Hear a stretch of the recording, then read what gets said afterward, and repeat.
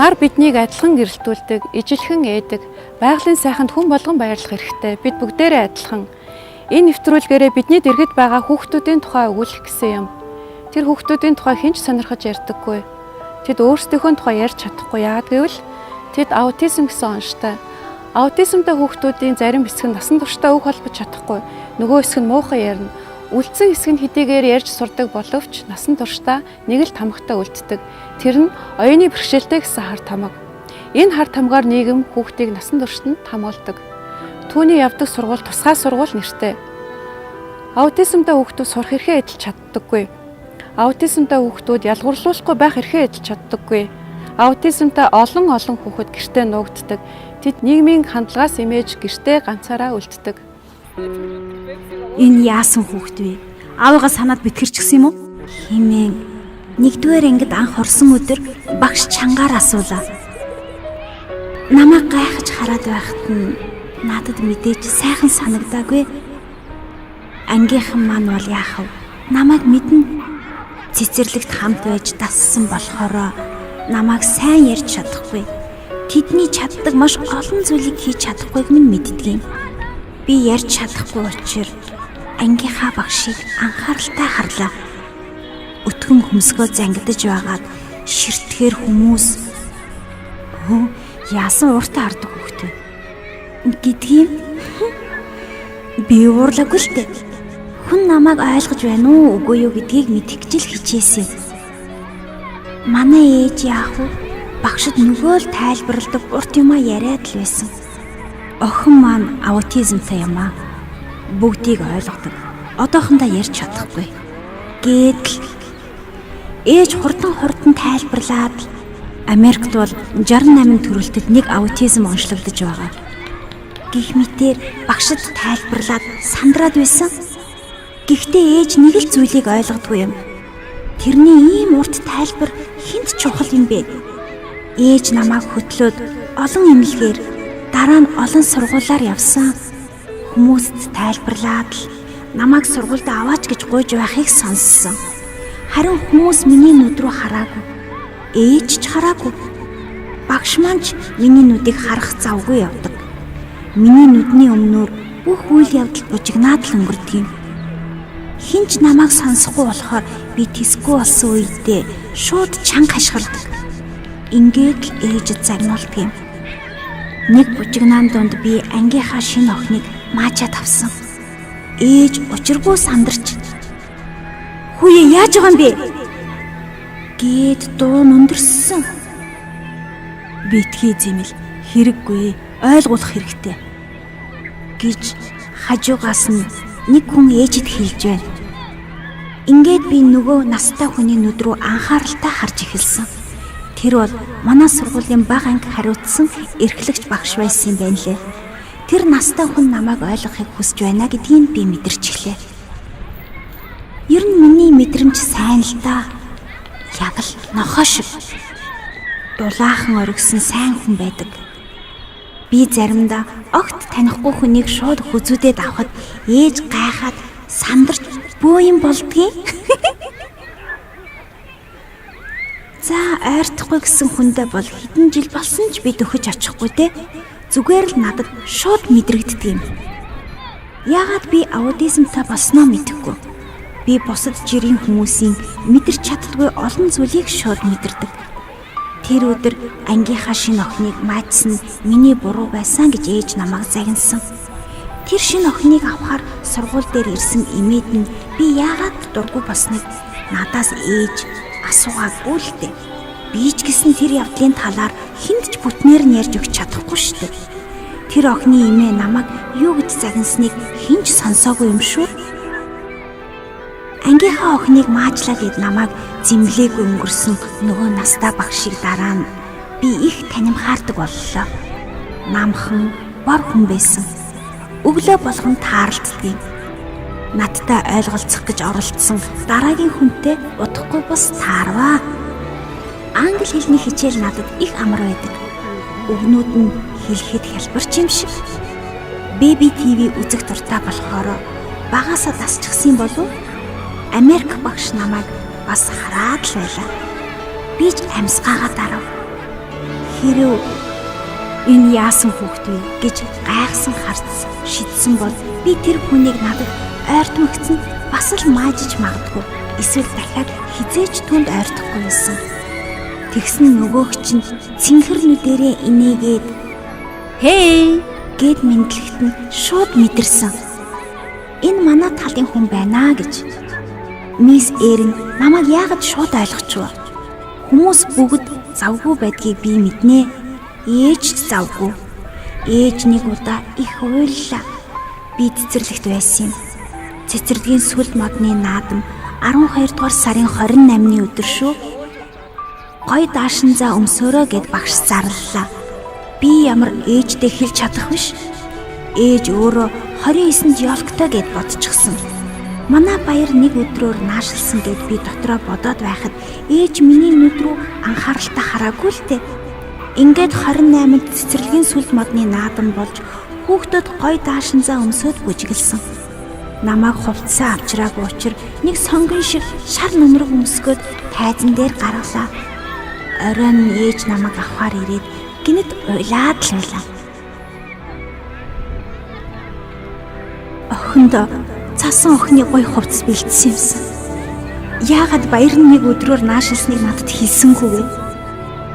Гэтэл багшд гомдоод асгартал уйлаад байлаа. Ээж надад 1 минутын зав гаргасан бол багш бас жоохон анзаарсан бол ийм уйлаа майлан болохгүй байсан юм шүү дээ. Би ер нь яачихсан хүүхдээ? Миний бодлоор бол энэ хүүхдүүдтэй олон жил ажилласан хүнийхээ хувьд ингээд үзэхэд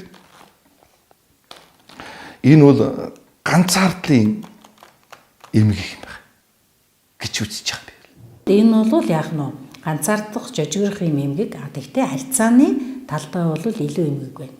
Тэгээд ягаад гэвэл тодорхой хэмжээний амьд харилцаа үүсгэхгүйээс тэнд тодорхой ийм хотчлын үндсэнд хүүхдүүдэд тодорхой амьд харилцаа үүсгэж байгаа. Нийгмийн харилцааны нэг юм үүсгэж байгаа шүү дээ. Ер нь амьдрал нэг бэрхшээл юм уу зовлон тохиолдохдоо зэрэг нөгөө зовлонгийн үр гэдэг шиг юунаас болоод ингэж ч үгээд л ерөөсө манайхан ерөөсө би ч өөрөө яг бас тийм яагаад юм болчихвол гэж ерөөсө гэтэл энэ маань ямар ч хариултгүй л асуулт байхгүй юу. Хизээч хинч хариулж чадахгүй. Хизээч зөв асуултыг хариултыг гаргаж ирэх ямар ч боломжгүй. Юунаас яагаад юм босныг хинч мэдэхгүй. Хинч хариулахгүй. Хинт ч тохиолдож байна. Хүний танин мэдхийн хэмжээнд дотроо нөгөө мэдэрч танин мэдхүү, ухаарч танин мэдхүү гэсэн юм хоёр үе шатаар явагддаг байхгүй юу? Тэгэхээр зэрэг мэдэрч танин мэдхийн хэмжээнд дээр энэ хүүхдийн ухаан саатчихад байгаа юм. Тэр ухаарч танин мэдхийн хэмжээ нь бол цаадахтаа хөндөгдөөгүй бүрэн бүтнээр хадгалагдаад байж гэнэ гэсэн үг байхгүй юу? Тэгэхээр энэ үе шатыг нь зөв ахиулаад ороод ирэх юм бол зарим хүүхдүүд нь бүр гоц тийм ухаантай хүүхдүүд ч бий болдог. Нэг өсөнд IQ өндөртэй техникийн ч юм уу ямар нэг юмар бүр гоц тийм ухаантай байх ийм тохиолдлууд зөндөө байна. Зарим хэсэг хүүхдүүд нь болоод ирэхээр зэрэг тэр оюун ухааны чадварын тэр онгон байгаа газрыг нь бид хөндөж чадахгүй байгаа учраас яах нь нэг оюуны сааталтай юм шиг оюун номсолтой юм шиг ингээ харагдаад байдаг тал байдаг. Хүмсгөө зангидсан охин сургууль дотор явж байвал тэр чинь би шүү дээ. Уурлаад хүмсийг зангидаагүй юм аа. Би бүгдийг анхааралтай хардаг. Тод өнгө, уудам том талбайд хязгааргүй дуртай. Салхисроо давхих хичнээн дуртай ээж сайн мэднэ. Давхих гинэ. Гүйх шүү. Амьтдад байдаг мэдрэхүй надад бий. Тэгсэн хэрнээ би чам шиг хамаг сэтгэлээ уудлаад ярьж чадахгүй. Англи хэлний Эрен багш бас сургууль дээр дандаа байж байдаг хичээлийн эрхлэгч настай эмэгтэй хоёр миний нүд рүү анхааралтай харахад нь итгэж болох хүмүүс байна гэдгийг би шууд мэдсэн. Хажуугийн цэцэрлэгийн ханан дээр эвлүүлдэг пазлны зураг яагаад наасан талаар би жоохон бодлоо. Пазл чинь аутизмтай хүүхдүүдийн олон улсын бэлэг тэмдэг юм шүү дээ. Тэр тод гоё пазлаар нь би сургуулиар шууд олдог. Тэгээд би бусад хүүхдүүд шиг шатаар биш заавал хажуугийнх нь ачаа зүүдэг замаар явж сургуультай орж ирээд байгааг харсан уу? Би өөрийнхөө л явж байгаа юм. Нэг цээжилсэн замаа хизээж мартахгүй. Би итгэсэн хүндээ үрд үнэнч явдаг. энэ лав амьтдын л зам байх. Их ухаантай хүүхдүүд энэ сургуульд сурдгийг би мэднэ. Харин би яагаад энэ дотор энэ олон ухаантай, чөлөөтэй ярьдаг, гүйж хараад чаддаг хүүхдүүдийн дунд явж байгаа юм бэ? Намааг энэ уудам талбай, энэ гоё тод орчны нэг хэсэг байхыг яагаад зөвшөөрчихсөн бол? Тод өнгийн пазл, Eerэн багшийн цэнхэрнүүд, салхи сөрж гүйх гээд амьдралд олон гоё зүйл байдгийг чамд ярьж өгөх юмсан. Би баг багаар ярьж сураад байгаа. Нэг л өдөр би дотроо удтал бодсон бүх зүйлээ та нартай хуваалцаж чаддаг болно байх. Хөгжлийн бэрхшээлтэй хэдэн хүүхэдтэй тэд хаана амьдардаг, ямар сургуульд сурдаг вэ? Тэдний амьдрал ямар байгаа вэ гэдэг талаар Монгол улсад бодиттой статистик өнөөдөр байхгүй байгаа юм. Гэртээ ганцаараа нэвтрүүлгийн хүндэх гэсэн гол асуудал энд бий. Эрүүл мэндийн яамд ч, боловсролын яамд ч, хөдөлмөр нийгмийн хамгааллын яамд ч бодиттой статистик одоогоор байхгүй байна. 85 оноос 89 он хүртэл улсын хэмжээнд нэг суурь судалгаа явуулсан. Бүх аймгийн, бүх сумдаар, бүх одоо баригад, тэр үед баригад гэн одоо баг тийм үү? Бүгдээр нь явж одоо манай энэ согсууш багш нар эмчнэрийн бүрэлдэхүүнтэй ийм судалгаа хийжсэн. Одоо нэг зах зээлийн нийгмийн үржигдэлтэй холбогдоод зогссон л доо яг тэр үед. Тэн дээр бааз суур том судалгаа авсан бол маш их том барих бичвэр амтал байх байлаа л да. Тэгээд харамсалтай энэ тэгээд тэр ихэнх нэлээд олон аймаг өдөр явж гал зогссон л доо. Оюуны бэрхшээлтэй хэдэн хүүхэд байгаа. Тэд ямар онцтой талаар Монгол улсад ямар ч судалгаа байхгүй. Бүр 1999-с 2000 онд тусгай сургуулийн 1900 орчим хүүхэддэр би судалгаа авч үзсэн. Тэгэхэд тусгай сургуулийн хүүхдүүдийн 60% нь оюун ухааны хөнгөн хэлбэрийн бэрхшээлтэй гэдэг ангилалд хамрагдана гэсэн дүгнэлт гарч байсан. Үлдсэн 40%-ийн тал нь оюуны хөгжил хэвийнээс бүр дээгүүр үзүүлэлттэй. 1% нь онцгой гоц авьяастай, IQ дээгүүр хүүхдүүд байсан. Энэ юуг хэлж байна вэ гэхээр хүүхдүүд буруу онцлогдож байна гэсэн үг. Баримт бол байхгүй шүү дээ. Яагаад гэвэл энэ 12 оноос ерөнхийдөө би мэддэг болж эхэлсэн. За тэр үед чинь одоо тэгэл аачгүй бэжгүй л хэлсэн шүү дээ. Нэг онлоор л аваад байгаа болохоос. За одоо 13 14 онд л нэлээд өвчтөй онцлогдож эхэлж байна да. Одоо миний югаар бол бараг нэг 30-аад хүүхэд бол онцлогдчиход байж байна. Цэвэр аутизмаар шүү дээ. За ёстой энэ тал дээр бол Монголд бол ерөөсөө үндсэндээ үнэхээр байхгүй. Уг нь бол энэ нэгд энд маань эмгэг эмчин эрүүл мэндийн салбар энэ статистик гаргах ёстой байх. Эрүүл мэндийн салбар яамн дээр угаасаа байхгүй. Сэтгцэн эрүүл мэндийн үндэсний төвийн үзлэгт ороод одоо байж магадгүй гэж онцлогдсон хүүхдийнхээ тоог бол гаргаад өгөх байх. Гэтэл үзүүлсэн тийм зөвхөн тэнд үзлэгт орсон хүүхдүүдийн хувьд гарах гэдэг. Гэтэл манай дээр ерөөсөө тийшээ очиагүй манай дээр ирсэн одоо 100 гаруй хүүхдүүд манад бүртгүүлсэн байгаа. 100 гаруй хүүхд бүртгүүлсэн. Үндсэндээ 2-оос нэг 8 орчим насныхын дийлийнх нь. За 8-аас нэг 13 настай цөөхөн хэдэн хүүхэд байна. Гэхдээ энэ 100 гаруй хүүхдүүдээс аутизмтай ерөөсөө энэ яг классик аутизм байх магадлалтай нэг 50% л байна да. 50 орчим хүүхэд л байна. Гэтэл өнөөдөр сэтгцэн эрүүл мэндийн үндэсний төвөөр дамжуулгүй одоо хувийн сэтгцэн эмч нарт үзүүлээд юм уу те тэгээд ирсэн зөндөө олон хүүхдүүд байна. Зарим нь бол ерөөсөө эмчид ерөөсөө хандаагүй хүүхдүүд ч ирж байна. Улсын хэмжээнд бол одоо зөвхөн статистик дээр бол сургуулиудын багш нарын тодорхойлж өгснөөр л хөгжлийн бэрхшээлтэй хүүхдүүдийн тоо байна. 11 гаруй гэдэг энэ тоо байж.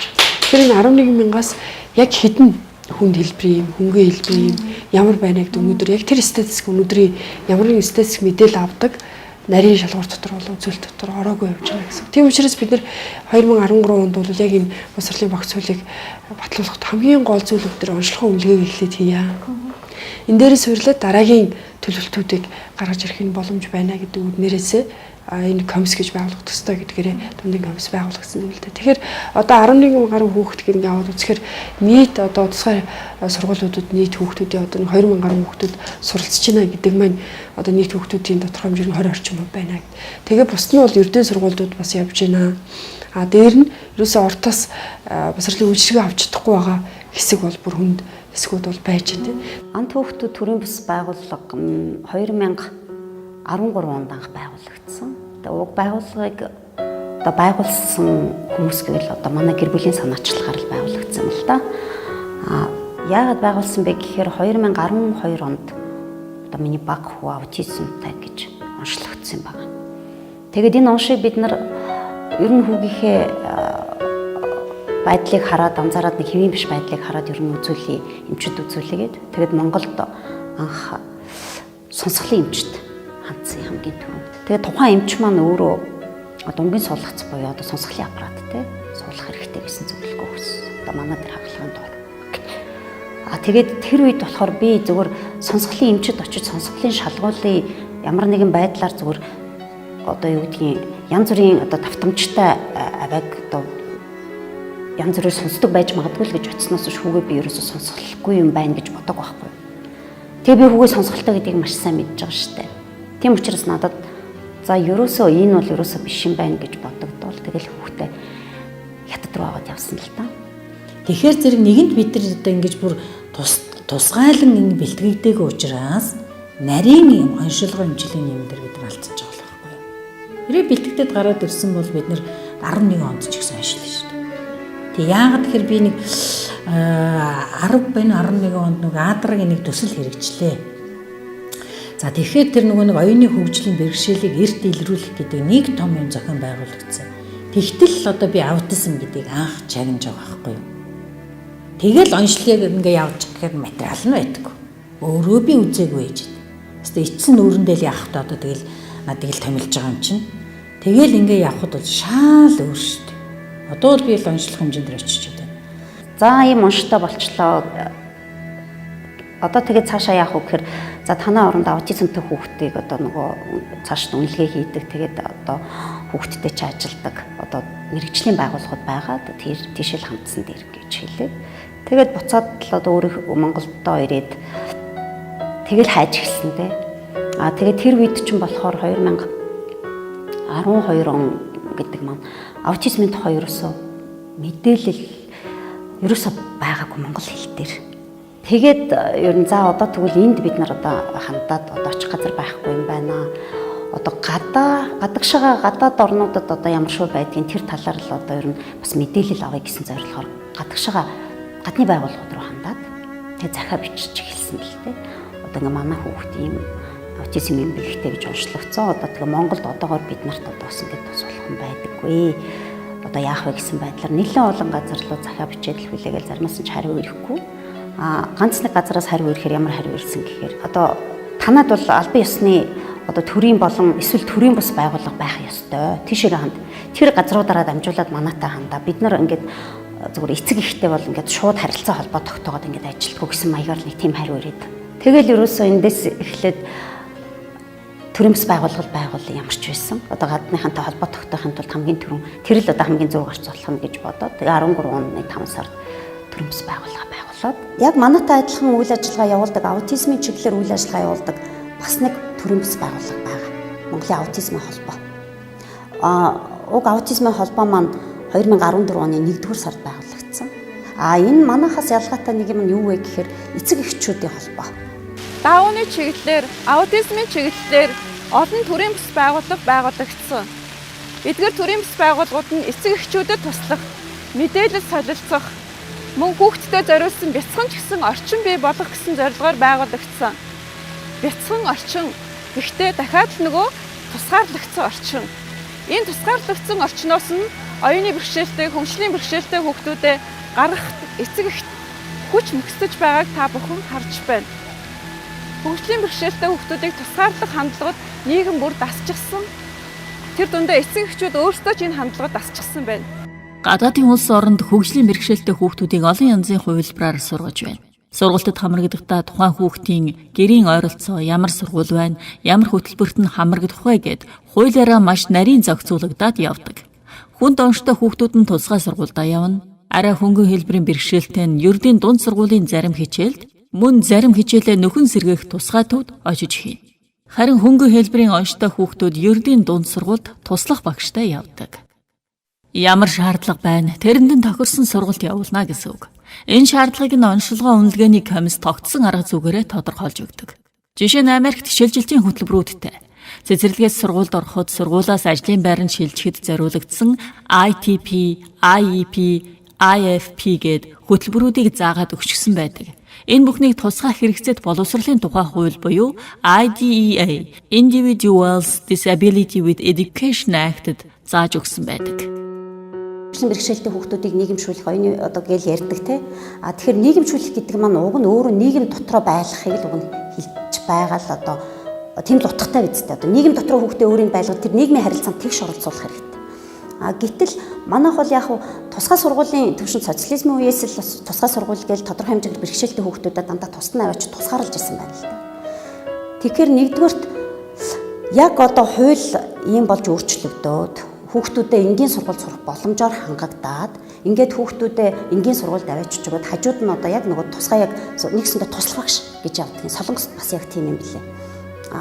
Тухайн ингээд яг 2 3 аутизмтай хүүхэд байх юм бол яг тэр тухайн хичээл дээр нь тэр туслах багш очоод нөгөө зэрэгцээд ингээд аутизмтай хүүхдийг сургахаар аргач нь өөр шүү дээ. Яг тэрэнд нь тохируулаад тусламж үзүүлдэг. Тийм л үйлчлэг гэх юм да. Тийм үйлчлэг бол байгаа юм. Тэрөөсөө нийгэмших тусмаа тэр хүүхдүүдийн дунд орж нөгөө эрүүл хүүхдүүд ч гэсэн эрүүлж гэх юм. Нөгөө хүүхдүүд нэг ангид 2 хүүхэд ч юм 1 хүүхэд байлаа гэхэд буцаад нөгөө хүүхдүүдэд ч гэсэн ирээдүйн амьдралд насрах хэрэгтэй байхгүй. Яг тэр хүмүүсийг хүн гэж харж хүнийхээ хувь төлөвшөхөд харилцсан биемдээ зөвхөн нэг шинэ тэр бэрхшээлтэй хүүхдийн ямар нэгэн дутуу тал нь хөгдөө тий хурдан өсөлт хөгжилтөнд явагдах нөхөн сэргээд тэр эргэж сэргэж босхоос илүүтэйгээр нөгөө хүүхдүүд нь ч их асар хэрэгтэй. Ялангуяа бага насндаа тийм хүүхдүүдийг халамжлаад анхаараа сурчна гэдэг бол тэр хүүхд насанд туршдаа зөв зам үйлдэл болж өгч байгаа байхгүй. Тийм учраас бид нэр аль аль талаас нь эхлээд бол бид нэр эцэг эхчүүд ер нь бол нийгмийн сэтгэл зүй тэгээ бодлого осруулагчид яг энэ чиглэлд ингээ ажиллах олон талын асар олон юм хийгдэх хэрэгтэй юм л да. Тэгэхдээ эхний алхам бол энэ босрлын багц солиод орсон өөрчлөлт өөрөө бол эхний шатны алхам. Сургуулийн өмнөх боловсролын тухай хуулинд нэг заалт байдаг. Тэр юу гэхээр энгийн хөнгөн хэлбэрийн хөгжлийн бэрхшээлтэй 2 хүртэлх хүүхдийг энгийн цэцэрлэгээ нэг ангид байлгана гэсэн. Тэрийгээ бас ярьдаг. Ингээд энгийн цэцэрлэгүүд авдаг штэ авна. Тийм учраас гэл ярина. Гэтэл үнэн хэрэгтээ миний нэг хуулийн заагаад өгсөн байх нь асуудлыг шийдэхгүй гэдгийн гол учир юу вэ гэхтэйгээ зэрэг энгийн цэцэрлэг авдаг байгаад нөгөө багш хүүхдтэйг ажиллаж чадахгүй. Ахаа тэр хүүхдүүдтэй ажиллалаа гэд ямар нэгэн нэмэлт цалин байхгүй. Дээрэс нь олон нийтийн хандлага асар хэцүү. Тэр нь юу вэ гэхтэйгээ зэрэг энгийн хүүхдүүдийн эцэг эхчүүдээс шахалт ирдэг, дарамт ирдэг.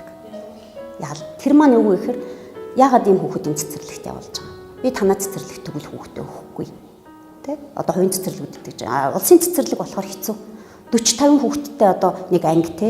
Тэр анги чинь тийм баа шүү дээ. Сургуулийн баг боловсролын хүрээнд ч гэсэн ялгаагүй шүү дээ. Улсын сургуулиуд чинь 1-р анги, 2-р анги, 3-р анги ямар олон хүүхэд байдаг. Тэр дунд хөнгөн хэлбэрийн хөгжлийн бэрхшээлтэй хүүхдийг суулгаад тэр багш тэр хүүхдэд анхаарал тавих ямар ч боломж байхгүй. Тэгээд оюуны хүндөвтөр бэрхшээлтэй хүүхэд гараад ирлээ гэхэд хэвийн хүүхдүүдтэй ажиллах ийм бололцоо нөгөө багш нарт дутагдаад ирдэг байхгүй юу. Яг л гардан хооллох, гардан имийг нь өмсүүлэх, гардан ийм юмнуудыг үйлдэлүүдийг хийж эхэлдэг болохоор нөгөө багшийн асуудал. Тэр 20 хэдэн хүүхдэд аячаал ганцхан тэрнтэй ажиллаад байна гэж чадахгүй шүү дээ. Тэгээд ийм бол бэрхшээл үүсдэг. Тэгэл нөгөө эцэг эхчүүд нь хаанаа авах вэ? Хаанаа яах вэ гэлээд нөгөө саажилттай хүүхдүүдийн тусгай 10 дугаар цэцэрлэг байж шүү дээ. Өнөөдөр хаагдцсан нэг эдэн цэцэрлэгүүдэд хуваагдцсан ингээл байж л байна. Тэр энэ бол бас эргээл нөгөө нийгэмтэйгээ л холбогддог. Энэ маань ямар цаахан хууль байгаад өнөөдөр нөгөө тогтолцоо тэр чинь арай өөр юмнаас нь эхлүүлэхгүй бол ямар цаахан хууль энэ хүүхдүүдийг тэгнэ, ерөөсөө ингэнэ гэсэн юм байгаад бас л хэрэгжихгүй юм биш үү дээ гэсэн тийм бодол надад байна. Хэрвээ авч сурахгүй байгаа цэцэрлэг байвал яах ямар хариуцлага тооцох юм гээл ярих бах.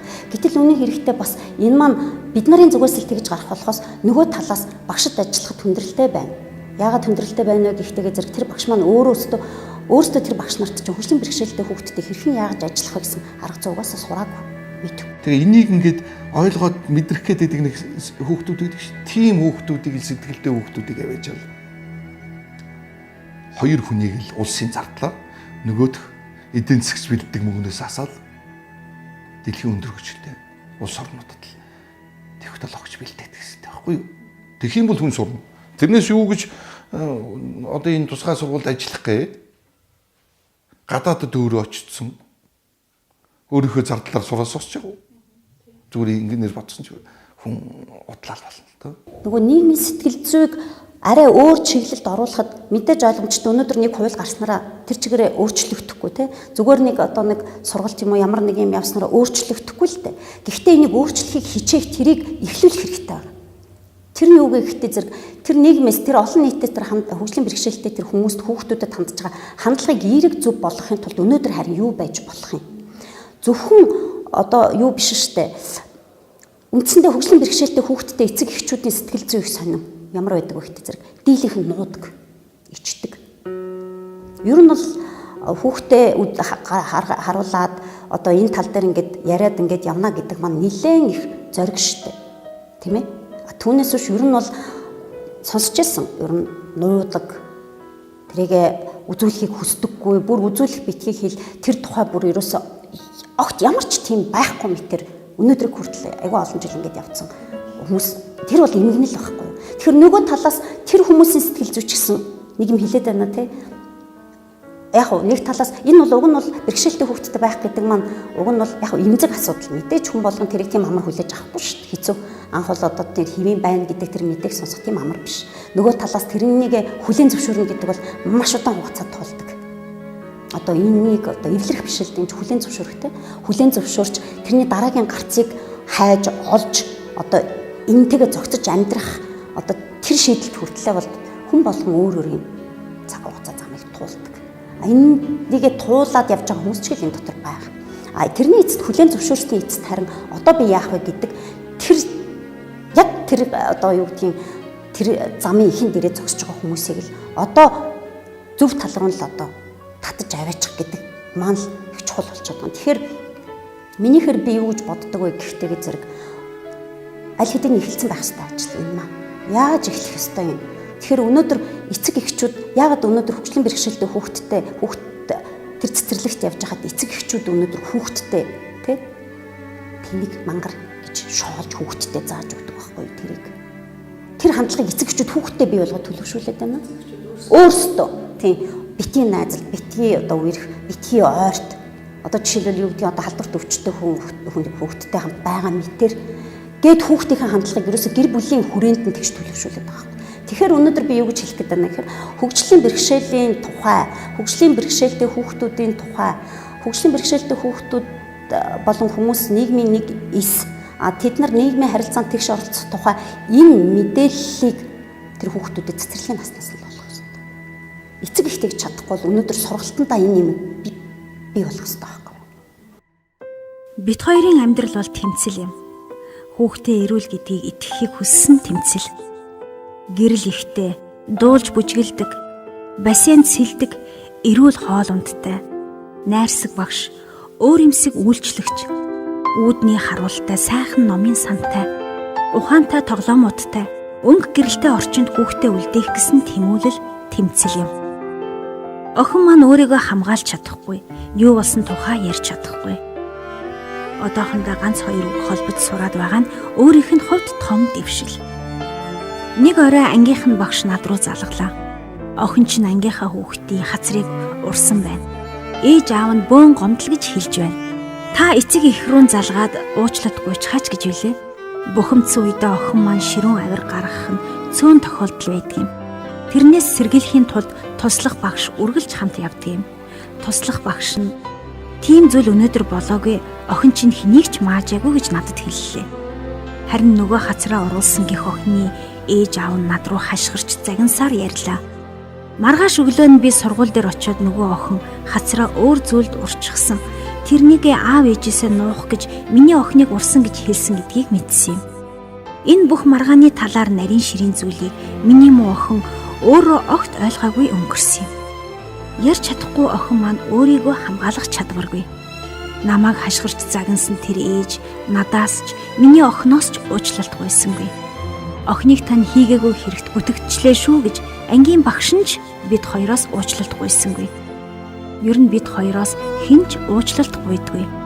Харин би, багш, аав, ээж нар, ангийнхан хүүхдүүд сургуулийн ажилтнуудын өмнө хүүхдийнхээ талаар үргэлж тайлбарласаар юунд ч юм буруутай мэд сандарч түгшиж явсаар бүр дасчихж тэ.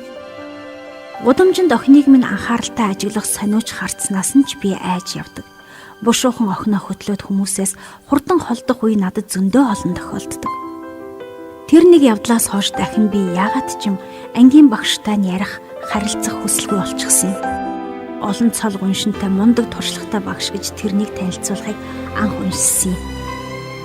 Гэхдээ тэр багшид ч нөгөө хашгирч загнадаг ээжид ч нэг л зүйл зүрх сэтгэл дутуу байгааг мэдрээд өнгөрсөн. Энэ явдал 2014 оны 12 дугаар сарын 18-ны өдөр болсон юм. Энэ нэвтрүүлгийг бэлтгэх явцад олон хүнтэй уулзсан. Нэвтрүүлэх дуу дүрсээ оруулаагүй боловч байр сууриа хуваалцсан, санал бодлоо элен далангуй ярьсан олон хүн байгаа. Харин хөгжлийн бэрхшээлтэй хүүхдүүдийн сурах эрхийн асуудлаар, тэр дундаа оюуны бэрхшээлтэй хүүхдүүдийн сурах эрхийн асуудлаар байр сууриа хэлэхдээ хамгийн их татгалцсан, цааргалсан газар бол боловсролын яам юм. Гэтэл тэгш хамруулах боловсролын тухай сэдв нь шийдэх, хариуцах газар зөвхөн боловсролын яам байгааг та бүхэн сайн мэдж байгаа. Боловсролын яам өнөөдөр хүүхд бүрийн онцлог тохирсон сургалт явуулна. Хүүхэд төвтэй, бодлоготой боллоо гэж байнга ярьж байгааг та бүхэн мэддэг. Харин энэ яриа амьдрал дээрээ хоосон яриа тунхаг төдий байгааг энэ нэвтрүүлгийнхээ явцад олж харсан юм.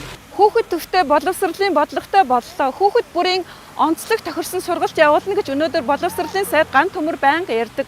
Гэхдээ энэ яриа амьдрал дээр тунхаг төдий байгааг та бүхэн харж байна. Боловсролын яам өнөөдөр шилдэг сурагч, олимпиадын аварга, онц сурлагтан, робот зохион бүтээдэг хүүхдүүдийн тухай, мөн Японд сурах инженеруудын тухай зөвхөн ярьдаг газар болсон байна.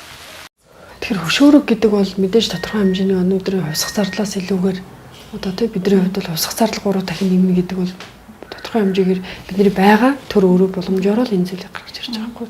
Тэрийг байж болж байгаа хамгийн дээд боломж нь. Тэгээ боловсролын салбарт одоо Монгол улсын төсвийн 17-аас 18% байна. Дотоодын нийт бүтээгдэхүүний 4.9% нь боловсролын салбарт явж байгаа. Мэдээж эдийн засгийн хангалттай байгаад хөгжөөд ингэ явах юм бол тэр хүмүүс сонирхуйцаар одоо механизмоос бүрдүүлж болох л хальтаа. Би асуудалтай хэсэг би болж байгаа хэсгийг юм гэж урмаа дарга юм байл гэж ойлголоо зөв. би бол тэр хийхгүй юм. Угаа уншлагын үнэлгээний тэр комисс чи өөрөө үндсэн чиг үүрэг тэр төсөв бусад юм байх л ёстой л байна. А манай яамны хувьд бол гарцаагүй өөр газар байгаа. Гарцаагүй өөр учраас би бол өөрийнхөө төвшөнд бол боловсролын салбартаа хүүхдүүдийн уншлагын үнэлгээг тодорхой болгоод тэднийхээ багшийг бэлдээ. Тэрнтэй тохирсон ялангуяа одоо тэр жакетыг ягж байгаа төслийн нэг хэсэг бол хөгжлийн бэрхшээлтэй хүүхдүүд тохирсон тусгаалсан. Одоо 9-р анги төгсгөө зарим нь хайчиж байна. 12 дахь анги төгсгөө хайчиж байна. 6-р ангиас эхлээд тэр хүүхдийн одоо сэлбэр хийдэг хүүхдүүд бол сэлбэрээр нь яаж бэрхшүүлэх вэ? А илүү хүүхдэр гарын мэдрэмжтэй хүүхдүүд байвал альсвал ямар нэгэн хөгжмийн явистач гэдэг юм уу тусгаалаа тэр хүүхдийг ерхий боловсрол төгсгөлт нь мэрэгжлийн чиг баримжааг нь олгоод дараагийн шат руу очиход тусалж өгье гэдэг. Энэ гол зүйлүүдэд хийгээ явж байгаа. Тэгэхээр энэ бичлэнгээр асар олон зүгээр хүүхдүүдийг ингэж бөөцөөлж ийсэн нэг рүү гаргаа хийчихдэг. Бөөцөлөгдөөд одоо тэ ингээд зөвхөн нэг тусгай сургууль тусгай хэсэг гэдэг байлгаж ясаа л орхичдаг. Тэгээ тэр хүмүүс насан туршдаа хин нэгэн ахтай амаатан садна аав ээж нь арай өөр байвал өөр байдаг. Тэгэл болохгүй л ингээд орхигдчихдаг. Тийм учраас энэ мэтлэнгээр яг хийгдэж байгаа ажлуудын талаар яриаг үл би ажиллаа л ярина. А өөр чинь хувьд бүх юм байхгүй нэг ягаад тэгэхээр би энэ болгон дээр болж энэ асуудлыг нэг жоохон явуулахын тулд ингээд тэгээ энэ та яамаа хариуцчихж болно те. Энд чинь бас нэг юм салбар дундын асуудал гэж би ихний асуултаа тавьсны учраас биш үү? Нийлж сууж ямар нэгэн хийх ёстой байгаа учраас би асуугаад байна л та. Ер нь ингээд энэ асуудлыг ялангуяа хөгжлийн бэрхшээлтэй хүүхдүүдийг багаас нь яаж эрт аль болох боломжийн хэмжээнд хөгжүүлэх вэ? Өөрсдийнх нь яг тэр боломжит одоо тэр хүрч чадах тэр хэмжээнд нь хөгжүүлэх вэ гэдэг асуудлыг шийдвэрлэхийн тулд маш олон өнцгөөс харж иж энэ системэл нэг шин шатнд гаргах хэрэгтэй юм билээ. Тэгэхээр тэнд бол мэдээж саяны хэлж байгаа тэр онцлогоо үнэлгээ, эрүүл мэндийн салбар, тэгээ боловсролын салбар. Тэр үнэлгээ хөгжүүлэхэд нь илүү боловсрол тал руу байхгүй. Манайх зөвхөн халамжийн талаас эсвэл эрүүл мэндийн талаас гараад байдаг. Гэтэл энэ боловсролын салбар. Дээрээс мэдээж хүний нөөц 20-30 жил ингээд тасалдчихлаа гэж яриад байгаа шүү дээ. Ганц хоёр хүн шинээр бэлтгэж байгаа тэр боловсролын салбар. Дээрээс нь тэр хөдөлмөр эрхлэлтч байдаг юм. Мэдээж халамжийнхаа тодорхой зүйл залтуудыг оруулна. Тэгэл их мэтэр маш олон чиглэлүүд нийлж ижил урагшлах юм байна. Одоо тэгтээ яг их хурал дээр нэг хууль яригдж байгаа л да. энэтэй холбоотой. Юу гэхээр хөгжлийн бэрхшээлтэй иргэдийн эрхийн хууль гэд хүний эрх гэдэг шиг хөгжлийн бэрхшээлтэй иргэдийн эрхийн хуулийн төсөл боловсрогдоод нийгмийн халамжийн яам дээр хүн амын хөгжлийн яам дээр тэгээд тэр маань яг өргөн баригдах гад бэлтэж байгаа юм байлээ. Тэгэхээр энд бол бид маш их ачлуулах ёстой гэж бодож байгаа. Энэ чиглэлээр ажилладаг хүмүүс, эцэг эхчүүд, тэгээд мэрэгжлийн хүмүүс тэгээд энэ хуулийг зөв гарах ёстой.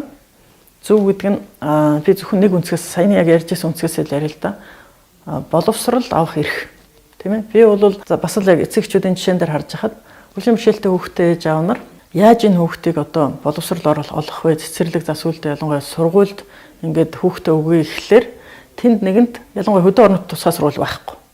Улаанбаатар хотод яг тусгай сургуульд явуулж болно. Заавал тусгай сургуульд явуулахгүй энгийн сургуульд явуулах боломжтой байтал нөгөө энгийн сургуульд нь тийм тусгай хэрэгцээд боловсролын чиглэлээр хүүхд авах боломж нь бараг байдгүй, чадах нь байдгүй учраас за хүүхдээ сургуульд өгье гэхлээр нөгөө тэр эцэг эхчүүдийн проблем эцэг эхчүүдийн зовлон толгойн өвчин болчиход байгаа байхгүй. Энэ хүүхдээ өөр яах вэ гэж те.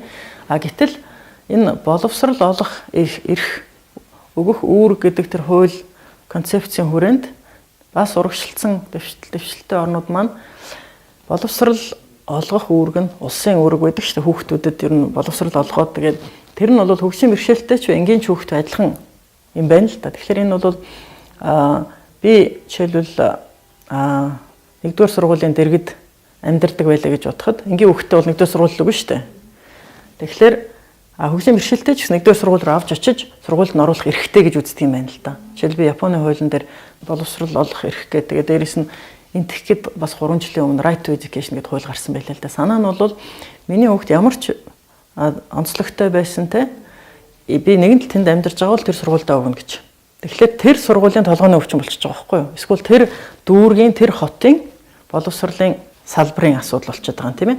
Гэхдээ мэдээж эцэг эхчүүд хамтран оролцдог яг тэгээд сургууль болгон заавал хүлээж авах боломжгүй бол тэр хоёрын 2-3 сургуулийн дунд нь энгийн сургууль бас нэг тусгай боловсрол олгодог нэг тийм ангитай. Тэгэхдээ энгийн сургууль энгийн хүүхдүүдтэй боломжтой бүх хичээлүүдэнд явна. Одоо юу гэдэг биеийн тамир, зураг, энгийн нөгөө нийгмийн үйл ажиллагаа арга хэмжээнд хамт оролцоод тодорхой яг жоохон хоцроод байгаа ангиуд дээр нь тусгай сугалж аваад одоо ангиуд байдаг ч юм уу тийм ингээд нэг интеграц гэж бид нар олон жил ярьж байгаа ч гэсэн тэг шамруулах гэж олон жил ярьж байгаа ч гэсэн тэрийг бас ялангуяа оюуны хөгжлийн бэрхшээлтэй хүүхдүүдээр бас тэр болгон чадахгүй байгаа шүү дээ. Тэгэхээр энэ нөгөө одоо яригадаад байгаа тэр хөгжлийн бэрхшээлтэй иргэдийн эрх гэдэг дотор би зөвхөн тэр хүүхдийн боловсрал өнцгөөс нь харахад бол маш чухал нөгөө концепцийн заалтуудыг оруулах юм бол бас энэ систем шин шатанд гарч чадах юм билээ.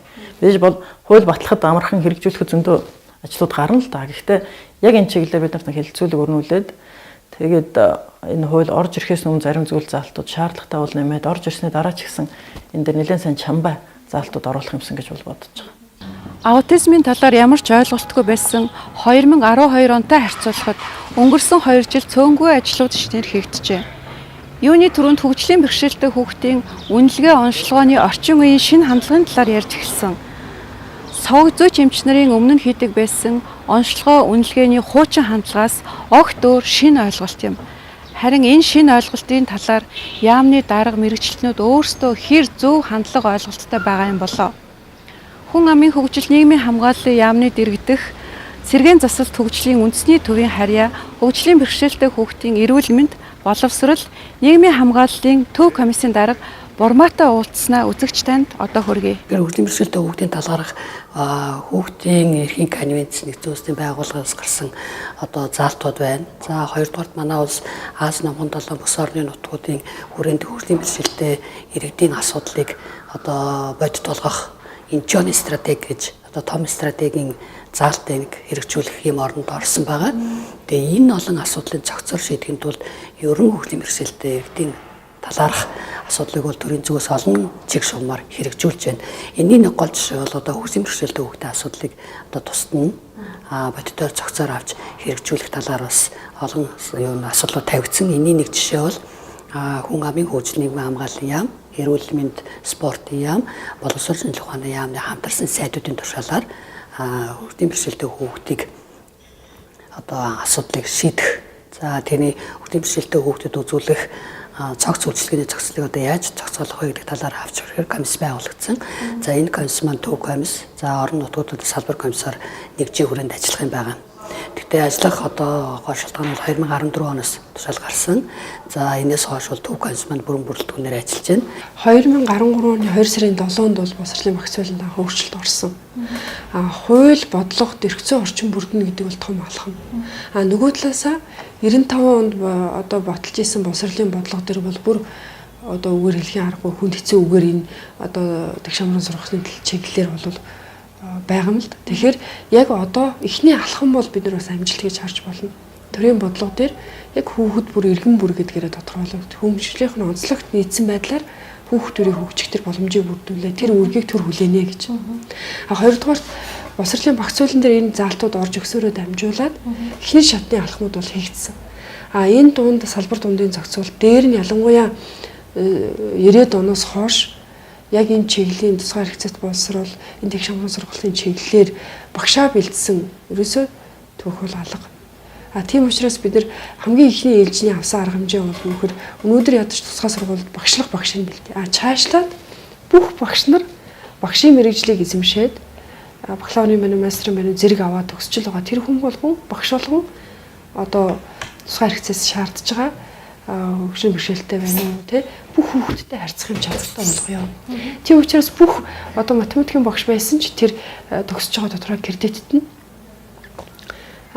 тусгай арга зүй шаардах хүүхдүүдтэй уншлууд харьцаж чаддаг энэ чадрыг олохын тулд энэ чиглэлийн кредит орж өгнө гэдэг энэ чиглэлээр бол явж байна. Тэгэхээр энэ чиглэлүүд бол тодорхой хэмжээгээр 2012 оноос бол энэ засвар сошиал ухааны яам бол бүх боломжийг бол нээхийн төлөө ингэж ажиллаж байгаа. Мэдээж нэг өдөр эхнээс нь тусал бид нар шийдэх боломж алга байна. Монгол улсын боловсролын их сургууль харьяа 5 сургуультай. Тэдний нэг нь боловсролын судлалын сургууль. Энэ сургуульд тусгай хэрэгцээт боловсрол олгох 1 жилийн анги нээсэн. Эхнийх нь 2014 онд мөн энэ жил төгсөлтөө хийсэн.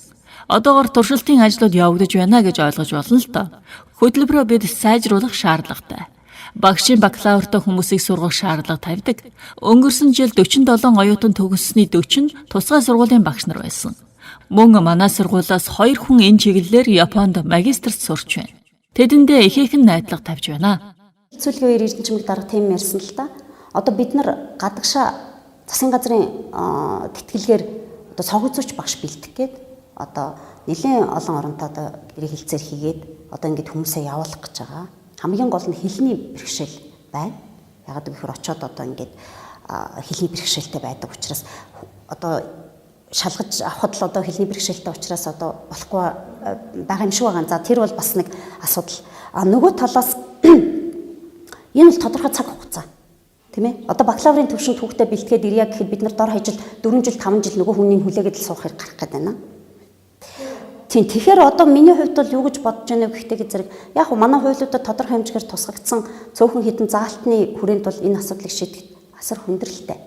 Тэгэхээр энд хамгийн түрүү өөртөө одоо хамгийн түрүү миний өмнө одоо тохиолдсон одоо нэг зүйл дээр л ярихад одоо энэ цэцэрлэгийг бид байгуулад одоо энэ маань юу хүүхдүүдээ одоо аутизмтай хүүхдүүдээ аваад тэгээ бид нар өөрсдийнхөө нөөц болцохоор гаднаас өөрсдийнхөө зардлаар гэсэн үг шүү дээ. Гадаадаас бид нар яг мэрэгсэн багш авчираад хүүхдүүдтэйгээ ажилуулад хажуугаар нь бид нар багш нараа тэр хүний дагаж сургаад тэгээд эцэг эхчүүдэд зөвлөгөө өгүүлээд ингэж ажиллаж байна л та. Нэгэнт төр шууд цэцэрлэгийг байгуулад, сургуулийг байгуулад, дотор нь одоо багшийн сургаад өгөх тийм боломж өнөөхөндөө байхгүй тохиолдолд бол ийм одоо ажил хийх одоо хүсэлтэй боломжтой энэ иргэний нийгмүүдийг дэмжихээс арга байхгүй. Энэ бол хамгийн одоо анхны бөгөөд хамгийн үр дүнтэй л одоо гарц байх болов уу гэж одоо би бодож байна. Гунигта 7 хоног эхлэж байна. Ирэх 7 хоногт охин маань сургуультай явдгаараа явна. Харин дараа жил энэ сургууль охиныг маань сурахыг зөвшөөрөхгүй байж магад. Одоогоор шийдвэр нь гараагүй байна. Сургуулийн захиргааны шийдвэр гарахаар надад хэлнэ гэсэн болохоор би амьсгаа даран хүлээж өдөр хоногийг өнгөрөөж байлаа. Хэрвээ сургууль нь үргэлжлүүлэн сурахыг зөвшөөрөхгүй бол би охиноо дахин шинэ сургууль, шинэ орчинд өгч зовохгүй байх.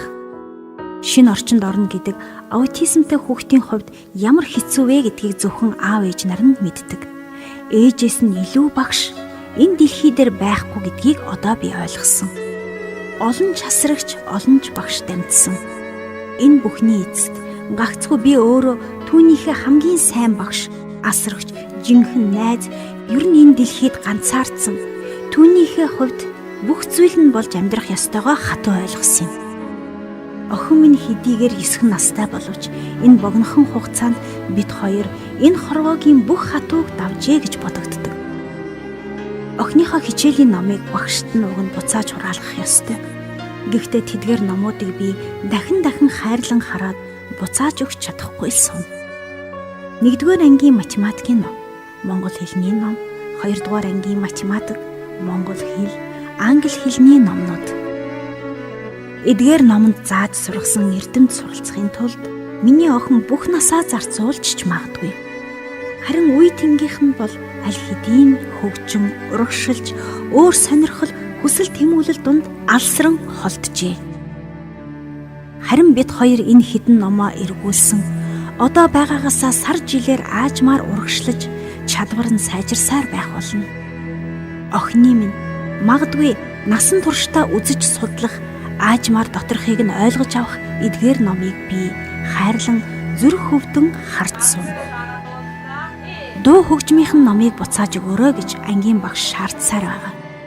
Дуу хөгжмийн хичээлдээ хязгааргүй дуртай охиноо хараад би нөгөө муу нэмгэн номыг нь буцааж өгч зөрхөлөхгүй сон.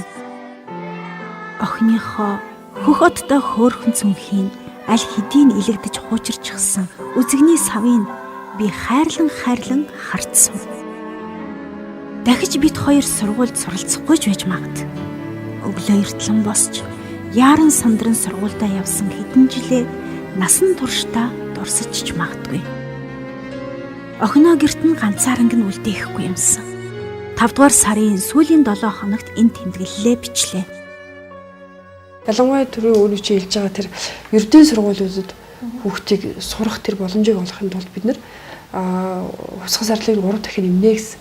За энэ зүйл бол юуны дараа хийгдэх ёстой ажил вэ гэхээр үндэсний хэмжээнд хөгжим бэрхшээлийн хүүхдэд онцлогоо үнэлгээг маш тодорхой гаргаж ирэх ёстой. Хүнд хэлбэрийн нь хэд байгаа, хавсарсан хэд байна, энгийн хэд байна, одоо айл аймгийн айл сум дээр ямар хүүхд байна гэдгээ Монголоос өөрөө тэрийг маш тодорхой болгох ёстой. Энийхэн дагуу онцлогоо үнэлгээ маш тодорхой явагдсан дараа төсөв дээр тэр төсөв нь маш тодорхой сууж өгнө. Энийг уялдаад бүх зохицуулт нь явагдах ёстой. Тэгэхээр нийгмийн амгалан яам дээр өнөөдөр төвлөрөө сэргийн засаг үндэсний төв дээр энэ хүүхдүүдийг онцлох үндэсний комисс байгуулагдсан нь өөрөө хэр зөв сонголт вэ гэдэг дээр бас сэргийж харах ёстой зүйл байж байгаа. Гэхдээ одоо бол бид нэр яг энэ төв комисс өөрөө яг тэр онцлогоо үнэлгээ хийгдэхэд ямар зүйл дээр түшиглэх вэ? Ихэвчлэн хүмүүс эрүүл мэндийг гэж хараад байгаа тийм. Гэтэл тэр хүүхдийг оншилж үнэлж байгаа нь ийм байна гэж тогтоохтой зорилго юм биш. Ийм байгаа учраас энэ хүүхдэд ямар боловсролыг яаж илүү үр ашигтайгаар үр дүнтэйгээр олгох вэ гэдгийг боловсролын байгууллага өөрөө уншилж үнэлж тэндээ тохирсон арга зүй төлөвлөлтүүд өгнө явагдах хэвээр ийм л зүйл байж байгаа. Зохицол бүрийг одоо хүрээнд ажиллаж байна. Тэгээд зохицол бүр гэдэг маань одоо хөгжлийн бэрхшээлтэй хүүхдийг илрүүлэхээс агуулад илэрсэн хүүхдээ яаж үнэлэх вэ? За үнэлнэ гэдэг маань одоо хөгжлийн хоцрогдол бэрхшээлийг одоо хүүхдийг яаж эрт одоо оролцоонд нь оруулах вэ гэдэг талаар одоо үнэлгээ өгөх юм асуудал. За тэгээд үнэлснээ гадаараа хүүхдэд тохирсон яг тэр хүүхдэд ямар хэрэгцээ шаардлагатай үйлчлэгээ хэрэгтэй байна вэ гэдгийг одоо өгөхийн тулд хүүхдэд тохирсон хөтөлбөр боловсруулах. За тэр хөтөлбөрийн дагуу тэр хүүхдэд шаардлагатай үйлчлэгэнд нь оруулах. За энэ үйлчлэгэнд оруулснаар энэ үйлчлэгийг хэрэгжүүлэхэд одоо үйлчлэгээний газрууд байх хэрэгтэй, мэрэгчлэлтэн байх хэрэгтэй. За тэгээд цаашлаад нийтийн цогц үйл ажиллагаа маань төгс явж байгаа гэдгийг хяналтыг тавих. За ийм зорилготой төгс маань одоо ажиллаа хийж байна. Бурмаа дарахтаа болохоор би юунд 4 сарын 2-нд анх уулзаж энэ тухай мэдчихэж байгаа юм. Тэгэхээр нэг талаар энэ мэдээлэл маань бас нэг тодорхой хүрээгүй юм шиг байна. Яг одоо нөө зорж байгаа зорилго нь бол уг нь бид байх хэрэгтэй байхгүй юу? Хөгжлийн бэрхшээлтэй хүмүүс, хөгжлийн бэрхшээлтэй хүүхдүүдийн эцэг эхчүүд те хөгжлийн бэрхшээлтэй иргэд болон хөгжлийн бэрхшээлтэй хүүхдүүдийн эрхийг хамгаалах гэж байгуулагдсан энэ бол иргэний нийгмүүд чинь л уг нь бол тэр хүмүүсийн зорилго байх хэрэгтэй. Гэтэл энэ талаар мэдээлэл биднэрт ерөөсөй байгаагүй. Тэгээд ерөнхийдөө хүүхдийн хөгжлийн бэрхшээлтэй хүүхдийн асуудлаар бол боловсруулагдсан цогц асуудал бол манайс бас дутагдaltaй. Тийм учраас бидний одоо судлах гэж байгаа одоо үндсэн их үйлсвэр их сурвалж маань бол одоо олон улсад хэрэглэгдэж байгаа. Туршлагаагаар олон жилийн баталгаар батлагдсан одоо үнэлгээний эрхлэгдэхүүн. За тэгээд дээр нь хөгжлийн бага насны хүүхдүүд үзүүлж байгаа хөгжлийг дэмжих үйлчлэгээний ерөнхий зарчим. За тэнд үзүүлж байгаа гол төрлүүд ямар мэрэгчлэлтэн үзүүлэх гэдэг асуудлыг судалж байна. Тэгээ энэ судалгаан дээрээс үндэслээд одоо манай орны хүүхдийн хөгжлийн одоо стандарт одоо төвшөнд одоо нормтыг тааруулан тохируулж боловсралтай ажиллаулаа маш чухал тавигдаж байна. Тэгэхээр би бол сүүлийн 2 жил бүх донор байгууллагад хандсан. ЖК олон улсын байгууллага ямар ч байсан энэ ялангуяа энэ үндэсний комиссийг дээр нь онцлогын өмлөгээ хийхэд одоо онцлогын өмлөгээ хийх хүмүүсийг чадахжуулах дээр нь багаж хэрэгслээр хангах гэдэг дээр бол бид нар одоогоор 3 сая долларын төсөл авахаар одоо энэ 10 сараас ажлыг эхлэх гэж байна. Эхний амжилт бол энэ байна. Энэ бодлого боловсруулаад одоо хөтөлбөрөөр боловсруулсныхаа дараа бид нар яах вэ гэхээр тэрийг хэрэгжүүлэх боловсруулсныг чадваржуулах хэрэгтэй байна. Тэгэхээр манад хүүхдийн хөгжлийг дэмжих үйлчилгээнд одоо бид нар жишээлбэл одоо хөгжлөгийн бэрхшээлтэй хүүхдэд бол сэргийн засал тусламж үйлчилгээтэй за тэрийг бариа засал байдаг юм уу сэргийн үйлчилгээ явуулаад байдаг гэсэн бол одоогийн олон улсын чиг хандлага бол хүүхдийн чадварыг хөдөлгөөнтэй холбоотой оюуны болон тань мэдхүйн за гэр орондоо өөртөө хайрцаж чадах чадвар за тэр олон тийм үйлчилгээнүүд нь зэрэг хүүхдэд явагддаг онцлогтой учраас тэр хөгжлүүдийг зэрэг одоо хөгжүүлэх тийм чадвар бүхий ийм үйлчилгээний баг шаардлагатай байдаг юм байна. Тэгэхээр энэ үйлчилгээг үзүүлэхэд гол одоо нарийн мэргэжлийн усуд бол одоо энэ комиссийн хүрээнд байгуулагдсан. Энэ комиссийн хүрээнд маань хамгийн гол нь хүүхд хэмжээ явах хэрэгтэй. За тэгээд сэтгэл мэдрэлийн эмч нар байх хэрэгтэй. Дээр нь тусгай боловсролын багш нар байх хэрэгтэй. Сэтгэл зүйч байх хэрэгтэй. Нийгмийн ажилтан байх хэрэгтэй. Ийм олон цогц үйлчилгээг бид нэр хүүхдэд үзүүлж иж үнэхээр тэр хүүхдийн одоо бие даах чадвар бүхий хөгжлийг хөгжүүлэхэд тусламж үзүүлж чадах юм аа. Хүүхдийн сэтгцийн эрүүл мэндэд бол үнэхээр хоцрогдсон. Одоо хүүхдийн сэтгцийн эмч гэдгээр одоо зөвхөн одоо манад гихтэл одоо би бол албан ёсоор мэргэшээгүй.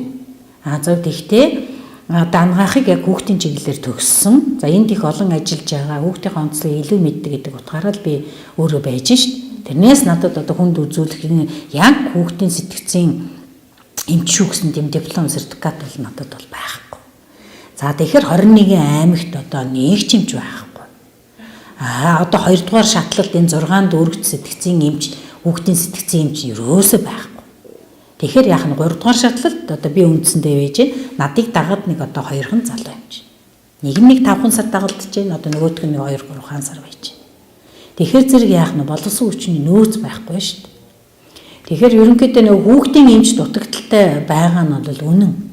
Тэгтээ хүүхдийн сэтгцийн эмч гэдэг бол тэрнээсээ илүү бас нарийн байдаг учраас ерөөсөө одоо биднэрт одоо яах нь боловсон хүчний дутагдал одоо бүр дээд зэрэгтэй нэнийг ойлгодгүй манай. Эмшүүсийн багш нар ч нэг сайн одоо яг ойлгохгүй жилгээ тайшаа одоо хүүхдийн сэтгцийн эмч гэдгээрээ бэлдсэн ч юм алга байна. За манай 3 дугаар шатлалтааж бэлдсэн юм алга байна. Ингээл хаягдсан л байгаа байхгүй юу? Таны харж байгаа энэ сургуульд ерөнхий боловсролын сургуулиудад хичээл заах багш нарыг бэлтгэдэг. Хөгжлийн бэрхшээлтэй хүүхдэд хичээл заах багш нарыг бас бэлтгэдэг гэсэн үг юм. Тусгай хэрэгцээт боловсролын багш нар гэж тэднийг нэрлэдэг. Энэ сургуулийн үүдэн тэрэгцэртэй хүн орох зам тавьсан байгааг та харж байна. Харин цаашаа ороод өндөр босгоод байгаа. Хөгжлийн бэрхшээлтэй хүүхдийн боловсролын асуудал яг өнөөдөр яг ийм нүд хуурсан байдлаар хандаж байгаа юм. Тусгай хэрэгцээт боловсрол гэсэн ойлголт боловсролын тогтолцоонд өнөөдөр өгүүлэгдэж байна. Өнөөдөр монголчууд онцорлогтон байх, тэргүүний сурагч байх, олимпиадын аварга байх өрсөлдөөнд орсон. Харин хүн байх гэсэн хамгийн чухал ойлголт боловсролын тогтолцоонд хамгийн ихээр өгүүлэгдэж байгаа юм. Боловсролын их сургууль дээр одоо яг багшилж байгаа. Тэгсээр нь өөрсдөө тусгай хэрэгцээтэй мэргэшээгүй тийм багш үндсэн мэргэжлийн багш. Тэгээ тийм нэг одоо өнгөрсөн жил 47 хүн, энэ жил 60 гаруй хүн гээд 100-аад хүнийг яг мэргэжлийг нь тусгай хэрэгцээ рүү мэргэжүүлэх ажлыг бол нэг жилийн сургалтаар 2 жил хийлээ л дээ. Одоо та жишээ нь хүүхдээ эндээ өөрчлөлтөөс сурнаж байгаа юм. Жишээлбэл та бусад хүмүүс шиг хувийн сургуулийн зөв хүүхдээ ингээд одоо ийм агаар авах уу? Нэг зүйлийг хэлэхэд манай төрийн бас байгууллагыг манай гэр бүл одоо яг 100% санхүүжилтийн дааж явдаг. Тэгэхээр одоо бидний хувьд бол хүүхэд маань 7 нас хүрсэн, сургуулийн наснд хүрсэн. Одоо сургуулийн боловсрол хэрэгтэй. Гэтэл өнөөдөр аутизмтай хүүхдэд сургууль юу заах ёстой юм? Тэ? Одоо нөгөө арга зүйн байхгүй. Юу заах ёстой, юу хүргэх ёстой. Нөгөө талаас хүүхэд маань хэлд ороогүй. Үндсэндээ аутизмын эмгэгтэй хүүхдүүдийн 30% нь хэлд ордоггүй. Ерөөсөө насан туршдаа одоо хэлэхгүй гэх юм уу. Тийм байдаг. Гэтэл гадны орнуудад аутизмтай хүүхдүүдийн сургууль байгаад тэнд хамрагдаад хүүхд маань суралцаад явдаг байхгүй юу. Тэгэхээр тэрийг би ямар ч байсан нэг нүдэрээ харъя гэж бодоод Японд очиж нэг сургуулийн үйл ажиллагаатай танилцах нэг тийм ойрын төлөвлөгөө бол байна.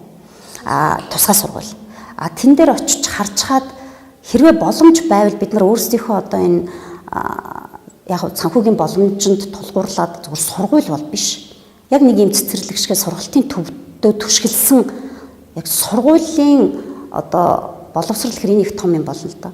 Аутизмтай хүүхдийг тодорхой хэмжээгээр бас нэг сургах нэг тийм л нэг сургалтын төвдөл зорж байна да яг үнэндээ бол. Тэгээ орчин тэрийг яг хэр сургууль гэхэд тэр чих том болно шүү дээ. Бидний хувьд бол сараахан бас тэгж бас чадахгүй байх л та. Тэгэхээр нэгэнт бид нар энд одоо цэцэрлэг дээр тулгуурлаад сургалт явуулаад бас тодорхой хэмжээгээр хүүхдүүдэд бас аутизмтай хүүхдүүдэд тэр засал сургалтанд хамруулж байгаа юм чинь энэ дээрээ суурлаад л бид нар сургуулийн насны хүүхдүүдэд те юу хийж болох вэ?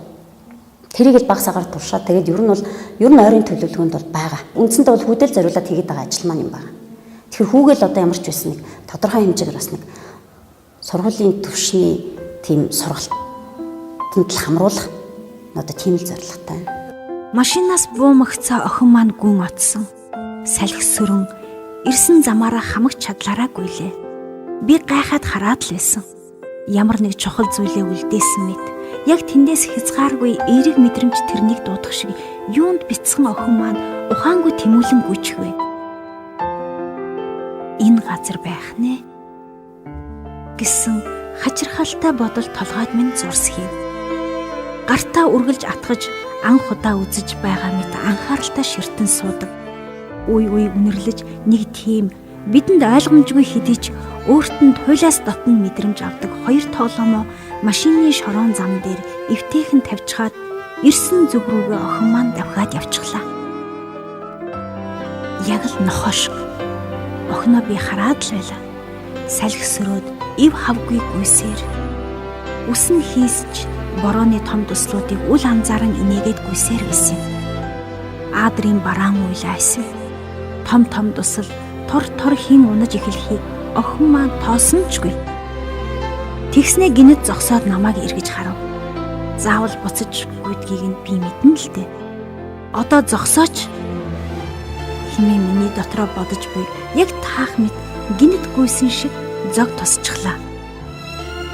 Эргээд ээж рүүгээ гүйлээ. Машины улаан зам дээр орхисон тоглоомоо таг мартсан байна. Нэг л зүйл тэрнийг татажтэй. Юунд ингэтлээ тэмүүлээвэ хэмээн би дотроо бодсоор байсан юм. Тэр зүгт лавл муу биш, сайн дулаан илч эрчим байна да гэж итгэсэн. Цуслангийн газар авсан юм. Жижигхэн тогтой байшин бариад охинтойгоо агаарт байнга байна да гэж дотроо бодож явдаг. Газраа эргэчээд буцаж явж байсан юм. Жирийн биднээс ялгаатай гүн мэдрэмж охины минь бяцхан тархинд нуугддгийг би гадралдаг. Хэл яриагаар өөрийгөө уттал илэрхийлээгүй хэдий ч миний охин итгэсэн, хайрлсан хүмүүстэй нохоо мэд үнэнч битгэртлээ хүлээж харуулдгийг нь мэдсэн. Ив хавгүй мэд харагдах хатлаа жирийн хүнд үл илрэх торгон мэдрэмж, уян зүрх шимшрэм үнэнч зан тэрэнд бий. Хэрв яг ийм систем манад ингээд хууль нь гараад энэ ингээд төлөвшөө тогтоод ирвэл их сайн хэрэгэлтэй. Тэр бол үнэхээр одоо тэгээсэй гэж одоо хуулийн магадгүй хүсэл мөрөөдөл байх. Гэтэл энэ дээр яагаад би магадгүй маш олон яг надтай адилхан маш олон эцэг хин дээр юун санаа зовдөг вэ гэхээр ерөөсөө манай Монголд одоо манай улсын олон нийтийн буюу нийгмийн хандлага нь өөр. Нийгмийн хандлагыг төлөвшүүлэх үзэгт энэ бол аюу хэцүү. Энэ юу гэсэн үг вэ гэхээр нийгэм хөгжлийн бэрхшээлтэй хүүхэд болон хөгжлийн бэрхшээлтэй иргэдээ бидний нэг гэдгийг хүлээн зөвшөөрч чадахгүй саргаад өнөөдөр хүрчихлээ ш. Тэгэхээр эн чинь юу гэсэн үг вэ гэхээр зөвхөн хэсэг бүлэг хүмүүс зориулсан гой сайхан хууль гаргаад тэр чинь нөгөө л хөрсөн дээрээ буухгүй тэр нь хэрэгжихгүй гэдэг маань хинээс хамааралтай болж байгаа. Ерөөс нь нийгэм тэр ерөөсөө тэр цогцсон юм байхгүй. Хэрвээ та хүүхдээ гэртэн ганцаарнгийн үлдээсэн бол би таныг хүүхдээ бусдаас битгий нөө. Гараа дээр хамтдаа наранд гэрэлт гарыг гэж хэлэх гэсэн юм. Хэрвээ таны хүүхэд аутизмтай бол хэрвээ хүүхэд тань Дауны синдромтой бол хэрвээ таны хүүхэд саажилттай бол хүнд ховор бусад өвчнөр шаналж байгаа бол та сэтгэлээр битгий уна. Хорвоо танд 2 дахин хүнд ачаа өөрүүлсэн. Та бол энэ цагийн эгэл баатар. Баатарлаг байх хувьд яг бяцхан хүүхэд танд өгчээ. Хөгжлийн бэрхшээлтэй хүүхдийн эцэг хүүхдийнхээ гараас хичнээн бат чанга хөтөлж чадна. Тэр хэрээр нийгэм таны хүүхдийг хүлээн зөвшөөрөх болно. Хөгжлийн бэрхшээлтэй хүүхэд заавал тусгай сургуульд суралцах ёстой гэсэн ойлголт хуучирч хоцрогдсон юм шүү. Та хүүхдээ бусдаас битгий тусгаарлаарай. Энэ сайхан нарны гэрэл байгаль дэлхий хүн болгонд адилхан тэгш заягдсан юм шүү.